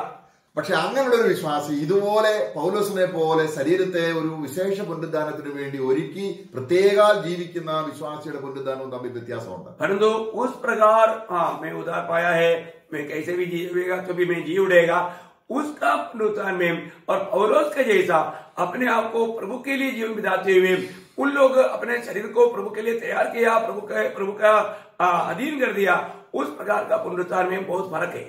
ഇതുപോലല്ല യഹൂദന്റെ. परंतु इस रीति में नहीं यहूदियों का। നമ്മളിൽ നിന്ന് ആത്മാവിനെ തന്നിരിക്കുകയാണ് യോഗ്യമായ ഒരു ജീവിതത്തിന് വേണ്ടി. आज हमारे में प्रभु ने अपने आत्मा को दे दिया है जो एक योग्य जीवन बिताए, എന്നാൽ അന്ന് അങ്ങത് കൊടുത്തില്ല. परंतु उनको उन दिनों में आत्मा को नहीं दिया। ഇനി 1000 ആണ്ട് വർഷത്തിൽ യോഗ്യമായ ഒരു ജീവിതം നയിക്കാൻ അവരിൽ ആത്മാവിനെ പകരും. और 1000 साल के राज्य में प्रभु की योग्य जीवन बिताने के लिए उन सभी में प्रभु अपना आत्मा उंडेलेगा। എല്ലാ യഹൂദനും വരും. और अनेक यहूदियों के ऊपर ദൈവത്തിന്റെ ആത്മാവുണ്ടായിരിക്കും. सभी लोगों में प्रभु की आत्मा रहेगा। നോക്കുക, എന്തിനാണ് നമ്മള് എസ്കേൽ പ്രവചനം 36 അധ്യായത്തിൽ 25 വാക്യം, जब हमने अभी एसेकिएल की किताब उसका 36 अध्याय का 25 वचन में अभी हमने जो पढ़ा, അവിടെ എന്താ വായിക്കുന്നത്? ഞാൻ നിങ്ങൾക്ക് പുതിയൊരു ഹൃദയം തരും. वहां पर उसका 26 वचन में हम देखते हैं कि मैं तुम्हें एक नया हृदय देगा, मैं तुमको नया मन दूंगा और तुम्हारे भीतर नई आत्मा उत्पन्न करूंगा और तुम्हारे देह में से पत्थर का हृदय निकाल कर तुमको मांस का हृदय दूंगा. നെക്സ്റ്റ് 24. ആ अपना आत्मा तुम्हारे भीतर देकर ऐसा करूंगा कि तुम मेरी विधियों पर കണ്ടോ? चलोगे। അപ്പൊ അത് യഹൂദന് എപ്പോഴാണ് കിട്ടുന്നത്? अभी ये बात यहूदियों को कब मिलेगा? അവർ മരിച്ചു വരുന്നു, ഉയർത്തതിനു ശേഷം അവർ കിട്ടാൻ പോകും. अभी वे लोगों को जिलाया जाएगा, इसके बाद में उनको ये आत्मा मिलेगा. എന്നാൽ നമ്മൾ तो हम लोग जो नया नियम के मंडली के लोग, ക്രിസ്തുവിനോടുകൂടെ മരിച്ചു. हम प्रभु के साथ मर गया. അപ്പോൾ എന്താണ് സംഭവിക്കുന്നത്? अब क्या हुआ? അന്ന് യഹൂദന് കിട്ടുന്ന അതേ ആത്മാവ് നമുക്ക് നമ്മളെ അതിക്രമങ്ങളാലും പാപങ്ങളാലും മരിച്ചിരുന്ന നമ്മളെ ആത്മാവിന് ഉയർപ്പിച്ചു. उन दिनों में यहूदियों को जो मिलने वाला आत्मा, जबकि प्रभु ने हमें हमारे पाप और अतिक्रम के कारण मरे हुए के हमको जिलाया. എന്തിനാണ് ജീവിപ്പിക്കുന്നത്? क्यों जिलाया? ദൈവത്തിന്റെ വഴിയിൽ നടക്കാൻ. प्रभु की राहों पर चलने के लिए. അതാണ് റോമലേഖനം നമ്മൾ 8-ാം അധ്യായത്തിന്റെ 15-ാം വാക്യം വായിക്കുന്നത്. जब हम रोमियो का पत्री 8 अध्याय का 15 वचन में पढ़ता है, എന്താണ്? നമ്മൾ ദാസത്തിന്റെ ആത്മാവിനെ അല്ല, हम लोगों ने दासत्व की आत्मा को नहीं पाया. क्योंकि तुमको दासत्व की आत्मा नहीं मिली कि फिर भयभीत हो, परंतु ले पालक की आत्मा मिली है, जिससे हम ही अब्बा हे पिता कहकर पुकारते हैं. അപ്പോൾ നമ്മൾ അബ്ബാ പിതാവേ എന്ന് വിളിക്കുന്ന പുത്രത്തിന്റെ ആത്മാവിനെയാണ് നമുക്ക് തന്നിരിക്കുന്നത്. हम अब्बा पिता कहने वाला पुत्रत्व की आत्मा को हमको प्रभु ने दिया है. എന്തിനാണ്? 14-ാം വാക്യം. उसका 14 वचन, ആത്മാവിൽ ദൈവാത്മാവ് നടത്തുന്നവരെല്ലാവരും. जब पवित्र आत्मा से चलाए जाने वाले लोग पवित्र परमेश्वर का जन है. അത് യഹൂദന് എപ്പോ കിട്ടും? ये यहूदियों को कब मिलेगा? അവർ മരിച്ചവരിൽ ഉയർത്തെഴുന്നേറ്റ് वो मृतकों से जिलाए जाने के അല്ലെങ്കിൽ बाद, കർത്താവ് വരുമ്പോൾ അവരുടെ ശരീരത്തിൽ മാറ്റം വരുത്തി അവരെ ഒരു പുതിയ ജീവിതത്തിന് വേണ്ടി അവർ ഒരുക്കുകയാണ്.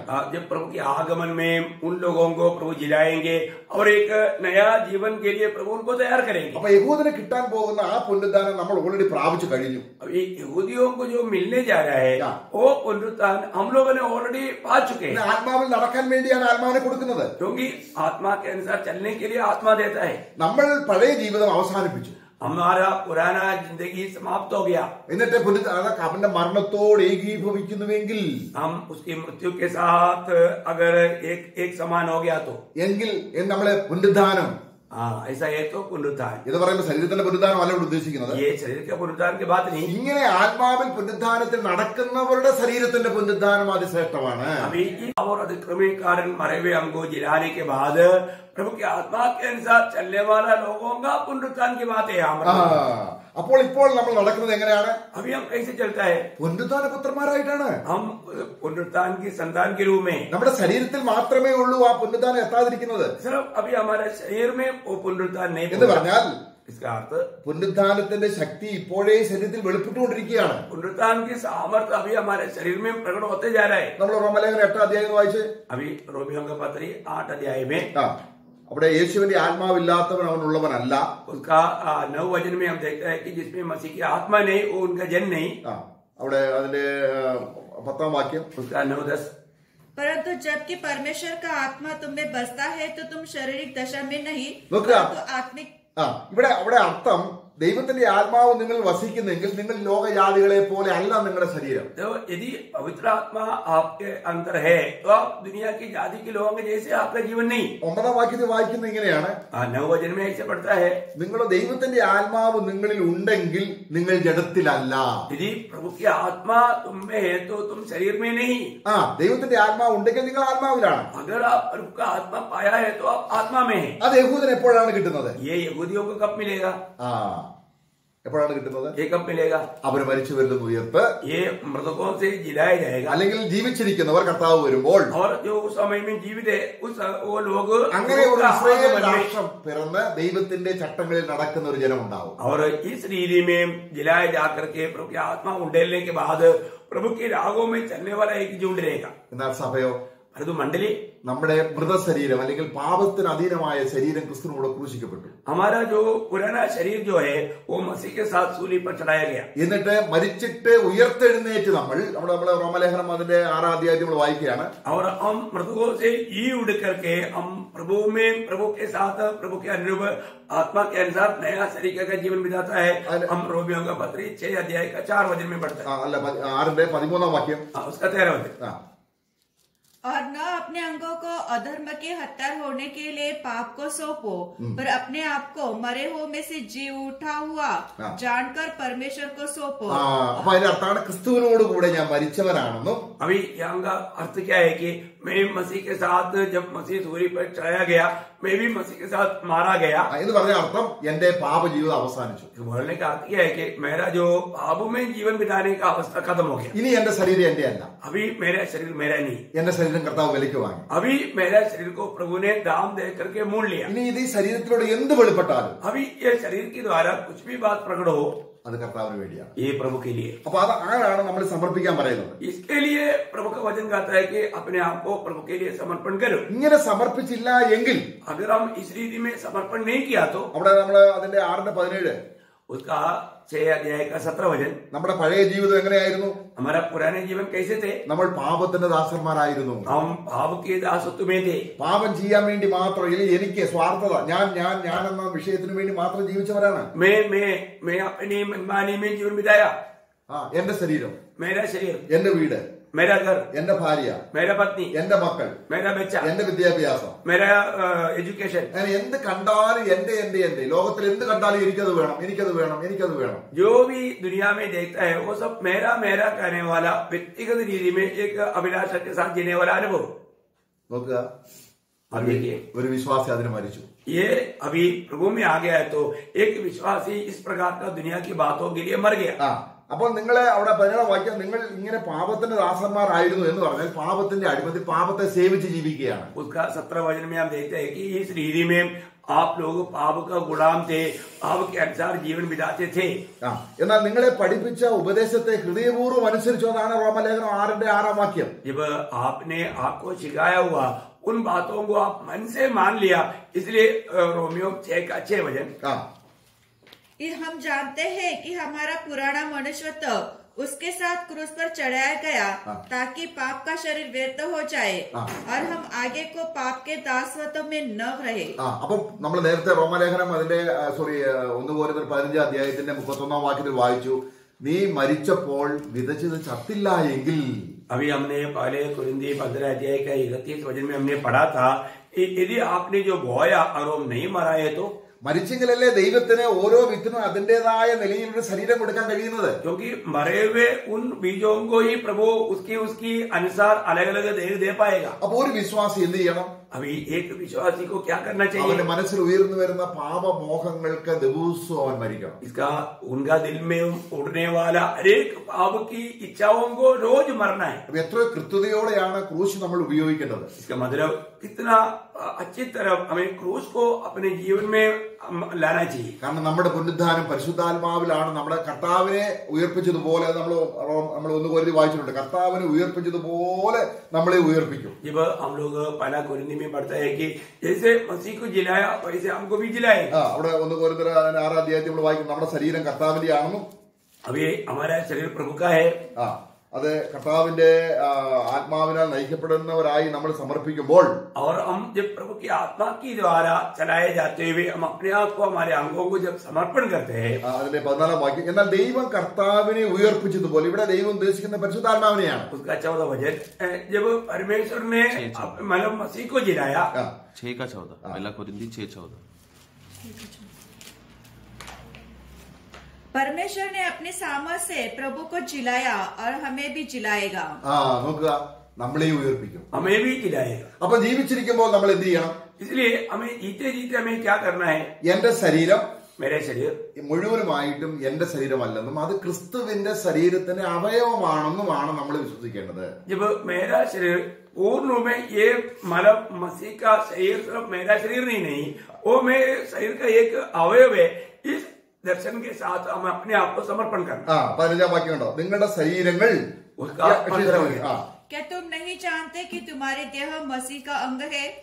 तो क्या നിങ്ങൾ അറിയുന്നില്ലയോ? क्या तुम नहीं जानते कि तुम्हारा शरीर मसीह की शरीर का एक अंग है, अवयव है? എങ്കിലേ ഹോളി സ്പിരിറ്റിനെ നമ്മൾ വസിക്കാൻ പറ്റുള്ളൂ. तभी पवित्र आत्मा हमारे में रह करके कार्य कर पाएगा. കാരണം ലോകത്തിലുള്ളവർക്ക് പരിശുദ്ധാത്മാവിനെ കിട്ടത്തില്ല. क्योंकि दुनिया के लोगों को पवित्र आत्मा नहीं मिलेगा. അത് ക്രിസ്തുവിനുള്ളവർക്ക് മാത്രമേ ഹോളി സ്പിരിറ്റിനെ കിട്ടത്തുള്ളൂ. ये जो प्रभु में है उन्हीं को ही आत्मा मिलेगा. അപ്പൊ ഞാൻ പൂർണ്ണമായിട്ട് നമ്മൾ റോമലേഖനം 12 അധ്യായത്തിൽ വായിക്കുന്നത് പോലെ നമ്മുടെ ശരീരത്തെ ജീവനും വിശുദ്ധിയുള്ള യാഗമായി ദൈവത്തിന് സമർപ്പിച്ചുകൊള്ളുകയും जैसे हम रोमियो 12 अध्याय में पढ़ता है कि हमारे शरीर को जीवित परमेश्वर के लिए एक बलिदान रूप में चढ़ाओ। അങ്ങനെ നമ്മൾ ഏൽപ്പിച്ചു കൊടുക്കുകയാണെങ്കിൽ और ऐसे हम समर्पण करेगा तो നമ്മൾ ആത്മാവിൽ എരിവുള്ളവരായി കർത്താവിനെ ഈ ശരീരം കൊണ്ട് സേവിക്കും. हम आत्मा में जागृत होकर के प्रभु का सेवा करेगा। रोमियो 12 का 11 ഇവിടെ നമ്മുടെ ശരീരത്തിന്റെയും ആത്മാവിന്റെയും ദേഹിയുടെയും വിഷയം വരുന്നുണ്ട്. यहाँ पर हमारा शरीर का और प्राण का और आत्मा का तीनों का बात आता है। നമ്മുടെ ശരീരങ്ങളെ അർപ്പിക്കുമ്പോൾ हमारा शरीर को जब हम अर्पण करते हैं നിങ്ങളുടെ ദേഹിയുടെ രൂപാന്തരം നടക്കുന്നു. ഈ ലോകത്തിന് അനുഭവമാകാതെ उसका 12 अध्याय का 2 वचन മനസ്സ് പുതുക്കി രൂപാന്തരപ്പെടുവീൻ. जब इस दुनिया के सदृश ना बनते हुए मन फिर करके रूपांतर की प्रक्रिया में आगे बढ़ना। അപ്പൊ നമ്മുടെ ശരീരം ദൈവത്തിന്റെയാണ്, हमारा शरीर प्रभु का है, നമ്മുടെ മനസ്സ് ദൈവത്തിന്റെയാണ്, हमारा मन प्रभु का है, നമ്മുടെ ആത്മാവ് ദൈവത്തിന്റെയാണ്. हमारे आत्मा प्रभु का है। ഇങ്ങനെ നമ്മള് ആണെങ്കിൽ अगर इसी रीति में है तो നമ്മുടെ 11ാം വാക്യം उसका 11 वचन प्रयत्न करने में आलसी न हो, आत्मिक उन्माद में भरे रहो, प्रभु की सेवा करते रहो। നോക്കുക, കർത്താവിനെ ഉത്സാഹത്തോടെ സേവിക്കണം. ഉത്സാഹമുള്ളവരായിരിക്കണമെങ്കിൽ, ആത്മാവിന്റെ എരിവുണ്ടാകണമെങ്കിൽ നമ്മളിൽ ഈ ഒരു നില നമ്മുടെ ശരീരത്തെ കുറിച്ച് നമുക്ക് അറിയണം. हमें आत्मा में आलस्य ना होते हुए एक उत्साह के साथ हमें जीवन बिताना है तो हमारा शरीर में आत्मा रहता है। ये बात का सच्चा ज्ञान हमें रहना चाहिए। അപ്പോൾ ഒരു വിശ്വാസിയുടെ ശരീരത്തിന്റെ പുനരുദ്ധാനത്തിന് വേണ്ടി നമ്മൾ കാത്തിരിക്കണം. റോമലേഖനം 8ാം അധ്യായത്തിന്റെ വാക്യങ്ങൾ വായിച്ച് അവസാനിപ്പിക്കാം. जब एक विश्वासी अपना उस पुनरुत्थान के लिए इंतजार में रहना है, हम रोमियों का पत्र 8 अध्याय का वचन को भी हम 23ാം വാക്യം കൂടെ വായിക്കാം. उसका 23 वचन पढ़ेगी, 8 का 23। और केवल वही नहीं पर हम भी जिनके पास आत्मा का पहला फल है आप ही अपने में कराते हैं और ले पालक होने की अर्थात अपनी देह के छुटकारे की बाट जोते हैं। നോക്കുക, ഈ ഒരു പ്രത്യാശ, ഇതിന് പറയുന്ന പ്രത്യാശ എന്നവിടെ പറയുന്നുണ്ട്. और हम देखते हैं कि एक बहुत बड़ा एक आशा करके वहां पर ഈ देखते हैं। പ്രത്യാശയാൽ അല്ലോ നാം രക്ഷിക്കപ്പെട്ടിരിക്കുന്നത്. इस आशा के साथ हम लोगों का उद्धार हुआ है। ഈ ആശയില്ലെങ്കിൽ പിന്നെ എങ്ങനെ നമ്മൾ രക്ഷിക്കപ്പെട്ടു എന്ന് പറയും? अगर ये आशा नहीं है तो हम कैसे कह पाएंगे कि നാം हमने उद्धार രക്ഷിക്കപ്പെട്ടു पाया? എന്ന് പറയുകയും നമ്മുടെ ശരീരത്തെ ലോകത്തിന്റെ നാനാ മോഹങ്ങൾക്ക് ഇച്ഛകൾക്കും വിധേയപ്പെടുത്തി ജീവിക്കുകയും ചെയ്യുമ്പോൾ നമ്മുടെ രക്ഷയെ നമ്മൾ പ്രവർത്തിക്കുന്നില്ല. अगर हम कहते हैं कि हमारा उद्धार हो गया और हम अपने शरीर को ये दुनिया की मोहों में, दुनिया की इच्छाओं में, उसकी लालचों में हम जीवन बिताता है तो वास्तव में वो व्यक्ति का उद्धार ही नहीं हुआ।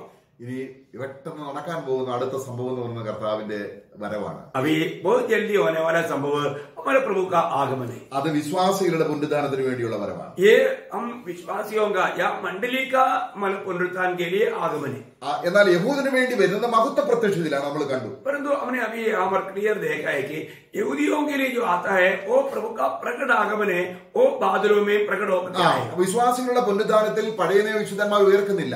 परंतु विश्वासियों की उस पुनरुत्थान में पुराना नियम के पवित्र लोगों का पुनरुत्थान नहीं होता। അതുകൊണ്ട് നമുക്ക് വളരെ ശ്രദ്ധയോടുകൂടെ ഈ ഭൂമിയിൽ നമ്മുടെ जीवन നയിക്കാം. इसलिए हम लोग बहुत ध्यान के साथ डरते हुए कांपते हुए जीवन की यात्रा ഒരു വില കൊടുത്ത് വാങ്ങപ്പെട്ടവരാണ് നമ്മൾ. क्योंकि हम सभी लोग प्रभु ने दाम दे करके मूल्य लिए हुए लोग। അതുകൊണ്ട് പരിശുദ്ധാത്മാവ് നമ്മുടെ ശരീരത്തിന്റെ വീണ്ടെടുപ്പിന് വേണ്ടി നമ്മളെ മുദ്രയിട്ടിരിക്കുന്നു. और पवित्र आत्मा के द्वारा हमारा छुटकारा का दिन के लिए प्रभु ने चाप डाला है। ആകയാൽ നല്ല ഒരു ജീവിതം ഈ ശരീരം നമ്മളെ ദൈവത്തിന് അർപ്പിച്ചുകൊണ്ട് കർത്താവിനെ അർപ്പിച്ചുകൊണ്ട് ജീവിക്കുമ്പോൾ പരിശുദ്ധാത്മാവ് നമ്മൾ സന്തോഷിക്കും. इसलिए एक सच्चा समर्पण के साथ आत्मा की अगुवाई में जीवन बिताएगा तो आत्मा हमारे में आनंदित रहेगा। അങ്ങനെ പരിശുദ്ധാത്മാവാണ് നമ്മുടെ ശരീരത്തിന് പുനരുദ്ധാനം തരുന്നത്. क्योंकि वो पवित्र आत्मा ही है जो कि हमारा ये शरीर का उस पुनरुत्थान की अवस्था में ले जाता है। അവൻ നമ്മളെ സന്തോഷത്തോടെ നമ്മുടെ പുനരുദ്ധാനം തരാനായിട്ട് അവന് അർപ്പിതമായ ആത്മാവിന് ഇഷ്ടത്തിന് സമർപ്പിച്ചുകൊണ്ട് ജീവിക്കാം. इसलिए उस आत्मा का अधीन होकर के प्रभु का इच्छा पूरा करने के लिए हम अपने आप को समर्पण करके जीवन बिताएं। അതെപ്പോൾ സംഭവിക്കും? और वो कब होगा? ജാതികളിൽ നിന്നുള്ള അവസാന വ്യക്തി ക്രിസ്തു ശരീരത്തോട് ചേർക്കപ്പെടുമ്പോൾ. जब जातियों से आखिरी व्यक्ति का जब उद्धार होकर के प्रभु का शरीर के साथ मंडली में जोड़ा जाएगा। അടുത്തൊരു ദിവസം നമ്മൾ ഇങ്ങനെ കൂടുമെന്ന് നമുക്കറിയില്ല. अभी और एक दिन हम इसी प्रकार इकट्ठा होंगे हमको मालूम नहीं। കർത്താവ് തരുന്നെങ്കിൽ സ്തോത്രം. अगर प्रभु ने दिया तो प्रभु का धन्यवाद। കാരണം നമ്മുടെ പ്രത്യാശ ഇപ്പോൾ ഏത് സമയത്ത് കർത്താവ് വരും. हमारा आशा ये है कि किसी भी घड़ी को हमारा प्रभु आएगा। കർത്താവ് നമ്മളെ അതിനായി സഹായിക്കട്ടെ. प्रभु उसके लिए हमें सहायता करे। प्रभु का अनुग्रह सबके साथ। ആമേൻ.